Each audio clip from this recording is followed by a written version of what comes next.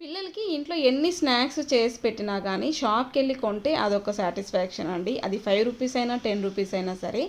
అప్పుడప్పుడు షాప్‌కెళ్ళి ఖచ్చితంగా కొంటారనమాట. అందులో మెయిన్‌గా కొనేది మాత్రం బింగో అనమాట. పిల్లలు అలా బింగోస్ తెచ్చుకోవడానికి వెళ్ళినప్పుడు మేము కూడా తినాలనుకుంటామండి. తప్పకుండా మా కోసం కూడా 2 ప్యాకెట్స్ అయితే తెప్పించుకుంటాము. మొత్తం 4 ప్యాకెట్స్ బింగోస్ అయితే తప్పకుండా తెప్పించుకొని తింటామన్నమాట. నాకు కూడా చాలా ఇష్టము. వాళ్ళతో పాటు నేను కూడా హ్యాపీగా ఎంజాయ్ చేస్తాను. నాతో పాటు మా హస్బెండ్ కూడా చాలా ఇష్టంగా తింటాడనమాట. ఎవరి ప్యాకెట్ వాళ్ళు తినాల్సిందే. ఒకరిది ఒకరు అస్సలు షేర్ చేసుకోము. నేనైతే ఒక్కటి కూడా ఇవ్వననమాట పిల్లలకి. నేను చాలా ఇష్టంగా తింటాను అవి.